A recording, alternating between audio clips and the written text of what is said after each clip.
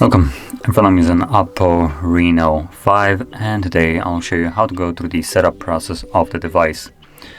And when you boot it up for the first time, you'll be presented with this screen right over here. So simply start off by selecting your language, which for me is already in a correct one, English, so that's what I'm going to stick with. And from there, let's press on next, and then choose our region.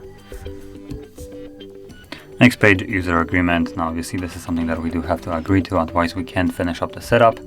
So let's just select it. Now if you are interested, you can read exactly what you're agreeing to right here.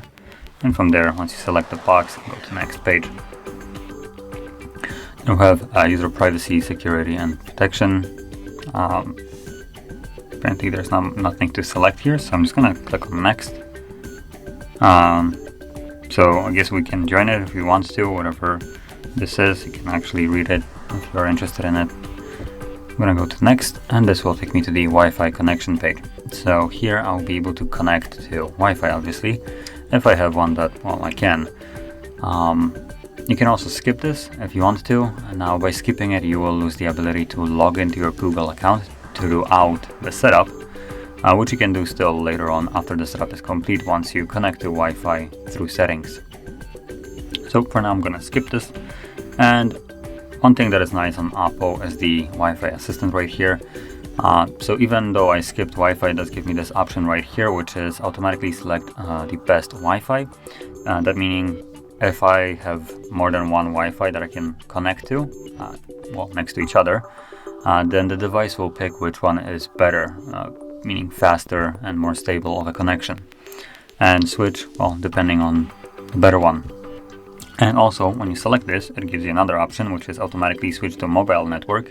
So that is going to happen if both of the Wi-Fis, or however many Wi-Fis you have in the area, are all trash, and the device decides your mobile network is faster.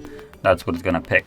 And now I would discourage anybody who has a low data plan, so not very many gigabytes, like 5 or below, maybe even 3 or below, because if you select this and your device randomly starts switching to your mobile, you might run out of your mobile data quicker, and you might not be prepared for that. So just keep that in mind if you want to select it or not. So yeah, the choice is at the end yours. If you have plenty of data to spare, go right ahead. It will probably help you out. So from there, we can go to the next page where we have the Google services. So we have location, scanning, and sending user and diagnostic data. So you can read exactly what these do by tapping on an arrow. And if you decide that you don't like it, disable it and go down and accept. Next page, we have the screen lock, or well, not only screen lock, we have the password, fingerprint, and face. Now, I'm not sure who was translating this, because this is just complete utter garbage the way it's described here.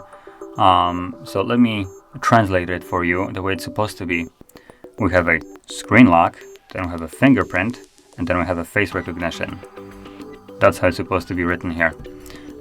So, and the password, if you tap on here, it automatically goes not to the password as you would probably expect, but it goes to a PIN.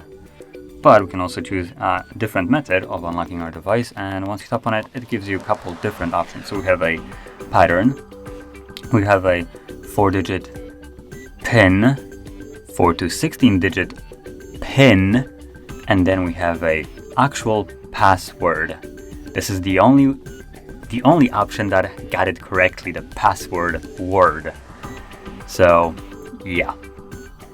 Now anyway, because I decided to kind of go on a rant here, you can choose whichever one you want. And apart from that, if we go back, if we try to add fingerprint or face recognition, we are still required to set a screen lock.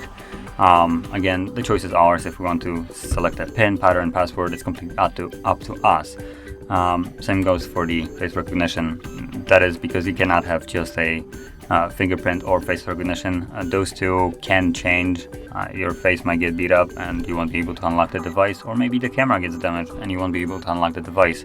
You cut your finger, you lose access to your phone. So that's why the device forces us to also set up some kind of PIN, pattern, or password, which isn't very dependent on things that can change.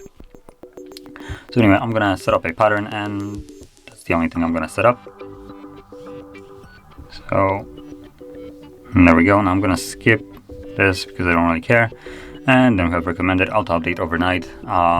That is completely up to you if you want to update overnight or not. If you want to, select this. If you don't, keep it off.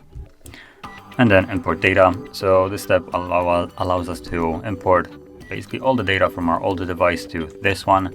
If I remember correctly, this uses their own application. So on your old device, you will need to download some kind of Realme or OPPO transfer app from Play Store. And then you will connect those two devices together to transfer all the data that you want over to here. But I am setting it up as new, so I'm not gonna really bother with it. So let's tap on next and finish up the setup. Get started, and there we go. So if you found this video helpful, don't forget to hit like, subscribe, and thanks for watching.